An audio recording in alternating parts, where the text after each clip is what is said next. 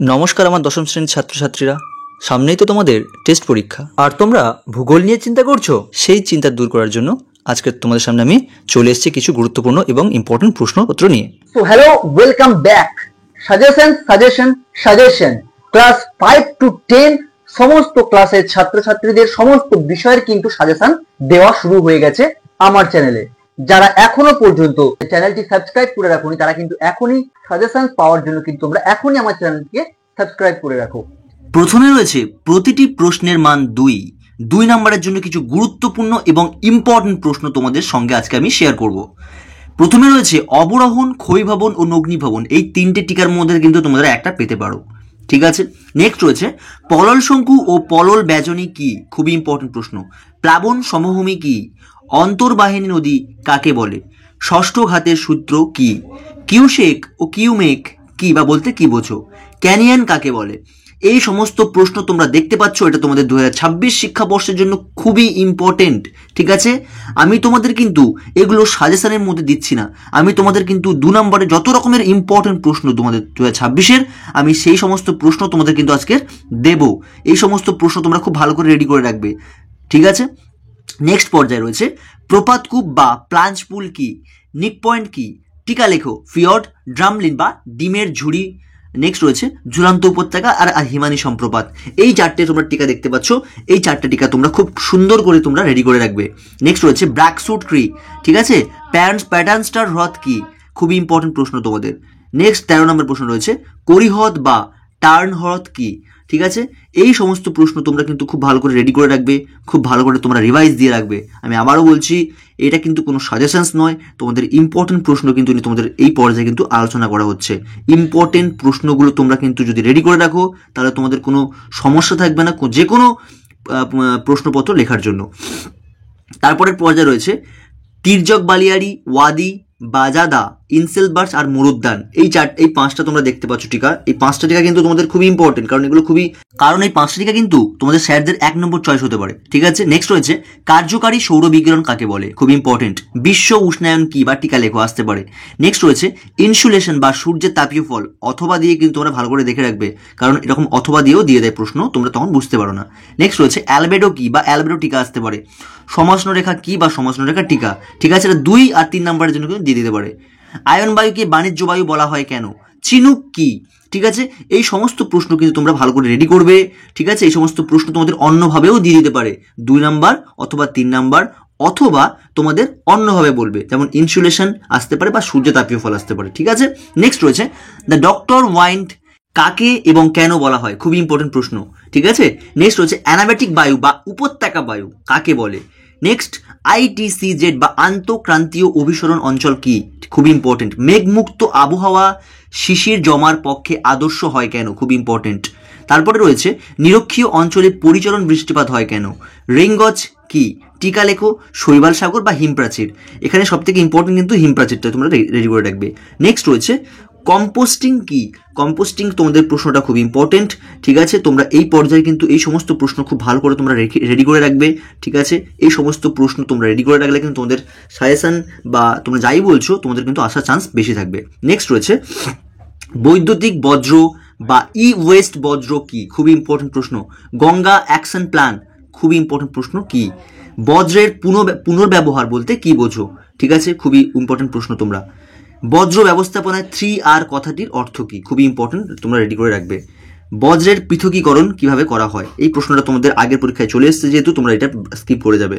টিকা লেখো, দুন, বরেন্দ্রভূমি বা ডেকান ট্র্যাপ। এই 3টে টিকা তোমরা কিন্তু খুব ভালো করে রেডি করে রাখবে, যেখানে একটা তোমাদের দিয়ে দিতে পারে। গঙ্গাকে আদর্শ নদী বলা হয় কেন, খুবই খুবই খুবই ইম্পর্টেন্ট, ঠিক আছে। তো তোমরা এই পর্যায়ে কিন্তু এই সমস্ত প্রশ্ন তোমরা খুব সুন্দর করে রেডি করে রাখবে, কারণ এই সমস্ত প্রশ্ন কিন্তু খুবই ইম্পর্টেন্ট তোমাদের 2026-এর শিক্ষাবর্ষের জন্য। আর যেগুলো এসে গেছে সেগুলো তোমরা স্কিপ করে যাবে। নেক্সট পর্যায়ে আমরা আসছি। নেক্সট পর্যায়ে রয়েছে পশ্চিমী ঝঞ্ঝা ও আশ্বিনের ঝড় কি, দুটো আলাদা প্রশ্ন, তোমরা দুটো আলাদা আলাদা করে যাবে। 2 আর 3 যেটা আসবে তোমরা কিন্তু সেটাই লিখে দেবে। ল্যাটেরাইট মাটির বৈশিষ্ট্যগুলি লেখো, খুবই ইম্পর্টেন্ট প্রশ্ন। বাগিচা কৃষি ও অর্থকারী ফসল কি, দুটো আলাদা প্রশ্ন তোমরা একসাথে করে যাবে, ঠিক আছে। ট্রাক ফার্মিং কি, খুব ইম্পর্টেন্ট প্রশ্ন। SAIL কি, খুব ইম্পর্টেন্ট। তৈল রসায়ন শিল্পকে আধুনিক শিল্পের দানব বলা হয় কেন? এছাড়া রয়েছে ভারতের সিলিকন ভ্যালি কাকে এবং কেন বলা হয়? খুবই ইম্পর্টেন্ট তোমাদের এই পর্যায়ের সমস্ত প্রশ্নপত্রগুলো, ঠিক আছে? তোমরা খুব সুন্দর করে এগুলো রেডি করে রাখবে, ঠিক আছে? আমরা নেক্সট পর্যায়ে চলে আসছি। নেক্সট পর্যায়ে আমাদের রয়েছে মহানগর কাকে বলে? পোতাশ্রয় কি? খুব ইম্পর্টেন্ট। টিসিসি কি? তড়িৎ চুম্বকীয় বর্ণালী কাকে বলে? পিক্সেল কি? এছাড়া রয়েছে ক্ষুদ্র স্কেল মানচিত্র কাকে বলে? RF 15000 বলতে কি বোঝো? নেক্সট রয়েছে সূর্য সমলয় উপগ্রহ কি? এই পর্যায়ে কিন্তু তোমাদের এই প্রশ্নগুলো তোমাদের স্যারদের 1 নম্বর চয়েস হয়ে দাঁড়াবে। এই সমস্ত প্রশ্ন তোমরা খুব সুন্দর করে রেডি করে রাখবে। আমি কিন্তু তোমাদের ইম্পর্টেন্ট কোন প্রশ্নগুলো তোমাদের রয়েছে 2026-এর সেগুলোই বলছি, একদম হুবহু সাজেশন তোমাদের বলবো না, কারণ সাজেশন বলবো আর কোনোটা না লেগে গেলে তোমাদের ব্যাস একদম মাঠের পরীক্ষার হলে তোমাদের একদম পুরো সমস্ত কিছু ক্যান্সেল হয়ে যাবে। সো এগুলো তোমরা ভালো করে রেডি করে রাখবে। নেক্সট আমরা 3 নম্বরের যে সমস্ত সম্ভাব্য আর ইম্পর্টেন্ট গুরুত্বপূর্ণ প্রশ্ন সেগুলো নিয়ে আলোচনা করব, ঠিক আছে?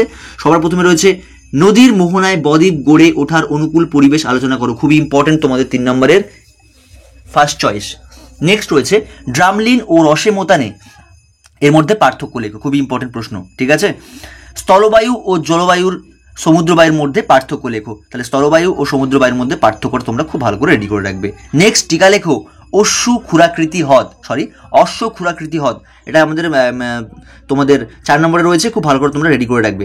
নেক্সট রয়েছে 5 নম্বরের জেট বায়ুর সঙ্গে মৌসুমী বায়ুর সম্পর্ক কি? খুব ইম্পর্টেন্ট। গিরিখাত ও ক্যানিয়ন এর মধ্যে পার্থক্য লেখো।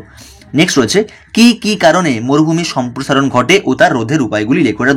এটা কিন্তু তোমাদের দুটো প্রশ্ন আমি কিন্তু একসঙ্গে দিয়ে দিয়েছি, তোমরা আলাদা করে রেডি করে রাখবে। এই যে 3 নম্বরে এই সমস্ত প্রশ্নগুলো কিন্তু খুব ইম্পর্টেন্ট, তো তোমরা একটাও স্কিপ করবে না। নেক্সট রয়েছে মৌসুমী জলবায়ু ও ভূমধ্য সাগরীয় জলবায়ুর মধ্যে পার্থক্য লেখো। খুব ইম্পর্টেন্ট। সব নদীর মোহনায় বদ্বীপ সৃষ্টি হয় না, এর কারণ ব্যাখ্যা করো। খুবই ইম্পর্টেন্ট প্রশ্ন, তোমাদের আগের পরীক্ষায় যেহেতু দেয়নি তো তোমরা এই পরীক্ষায় খুব ভালো করে রেডি করে রাখবে এই সমস্ত প্রশ্নগুলো। বায়ুর উষ্ণতার সঙ্গে বায়ু চাপের সম্পর্ক কি? খুব ইম্পর্টেন্ট প্রশ্ন, এটাও তোমরা রেডি করে রাখবে। ট্রপোস্ফিয়ারের উচ্চতা বৃদ্ধির সঙ্গে সঙ্গে উষ্ণতা হ্রাস পায় কেন? এটা ব্যাখ্যা করো। এই প্রশ্নটাও তোমাদের ইম্পর্টেন্ট 2026-এর। ওজোন স্তরের গুরুত্ব ও বিনাশের কারণ লেখো। নেক্সট রয়েছে ঝুলন্ত উপত্যকায় কেন জলপ্রপাত সৃষ্টি হয়? নেক্সট রয়েছে ভরা জোয়ার ও মরা জোয়ারের মধ্যে পার্থক্য লেখো। এই পর্যায়ের এই সমস্ত প্রশ্নগুলো কিন্তু তোমাদের 1 নম্বর চয়েস হয়ে দাঁড়াবে, তো এই একটাও প্রশ্ন তোমরা স্কিপ করবে না।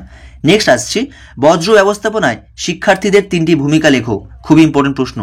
বজ্রের পরিমাণগত শান্তি কিভাবে করা হয়? এই প্রশ্নটা তোমরা রেডি করে রাখবে, ঠিক আছে? বজ্র ব্যবস্থাপনার 3টি প্রয়োজনীয়তা লেখো।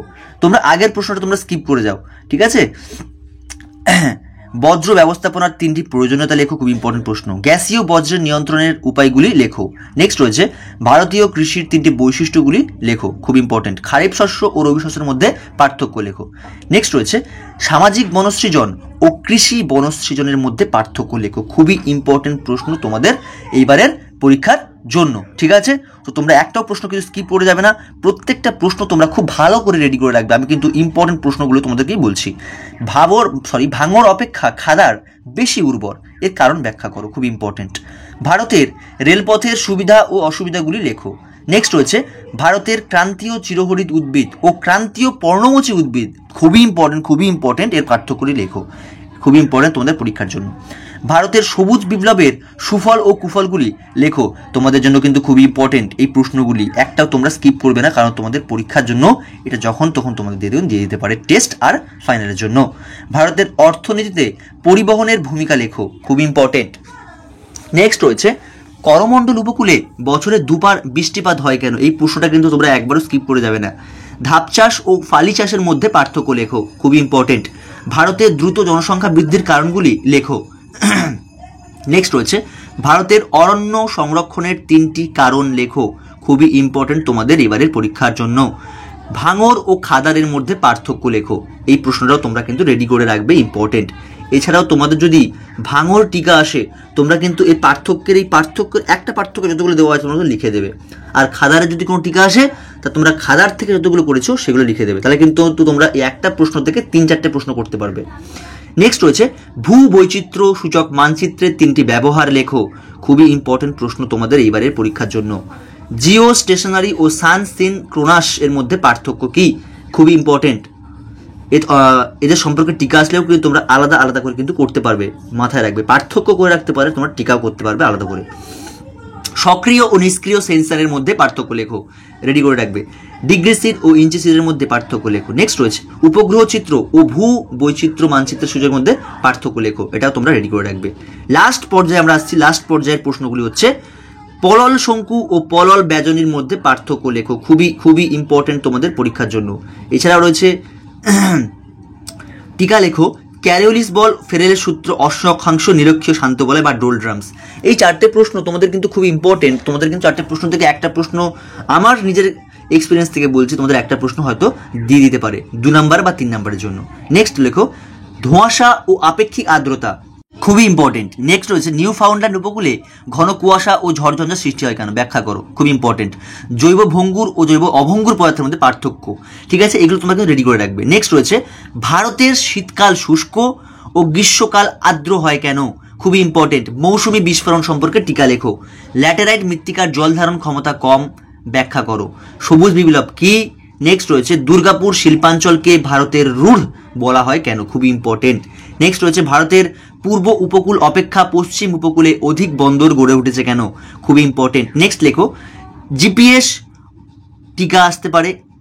এছাড়া সূর্য সমলয় উপগ্রহ বা সান সিনক্রোনাস উপগ্রহ, আমি কিন্তু আগের পার্ট থেকে বলেছিলাম, ঠিক আছে, এটা কিন্তু তোমার টিকা দেখে রাখবে। এছাড়া রয়েছে ভূসমলয় বা জিও স্টেশনারি উপগ্রহ, এটাও কিন্তু আগে থেকে বলেছিলাম। তো আমি এটাই বলছি, পার্থক্যে তোমরা যেটা দেখতে পাচ্ছ সেটা যদি তোমাদের টিকা আছে তোমরা কিন্তু ইজিলি করতে পারবে, সেটা তোমরা ভালো করে রেডি করে রাখবে। এছাড়াও কিছু কিছু প্রশ্ন তোমাদের রিপিট করা আছে, তাই জন্য তোমাদের কিন্তু প্রশ্নটা বড় লাগছে, কিন্তু এই সমস্ত প্রশ্ন কিন্তু তোমরা যদি রেডি করে যেতে পারো তাহলে এই সমস্ত প্রশ্নের মধ্যে থেকে কিন্তু তোমরা একটাও প্রশ্ন কিন্তু তোমাদের বাইরে আসবে না। একটা বইয়ের মধ্যে কিন্তু যত রকমের প্রশ্ন রয়েছে তার থেকে কিন্তু এই সমস্ত প্রশ্নগুলো ইম্পর্টেন্ট, আমি অনেক কম দিয়েছি তার মধ্যে থেকে, ঠিক আছে। তো মাধ্যমিকের এই সমস্ত প্রশ্নগুলো তোমরা যদি রেডি করে রাখতে পারো তাহলে তোমরা 100% তোমাদের কিন্তু আসার চান্স কিন্তু তোমাদের থাকবে। তো এই সমস্ত প্রশ্ন তোমরা রেডি করে যাবে। থ্যাঙ্কস ফর ওয়াচিং মাই ভিডিওটি ভালো লাগলে তোমরা চ্যানেলটা সাবস্ক্রাইব করে আমার পাশে দাঁড়িয়েও, যাতে আমি নেক্সট ভিডিওগুলো করার জন্য খুব ভালো করে উৎসাহ পেয়ে থাকি। তো 2026 শিক্ষাবর্ষের ছাত্রছাত্রীদের জন্য খুবই শুভকামনা আমার তরফ থেকে।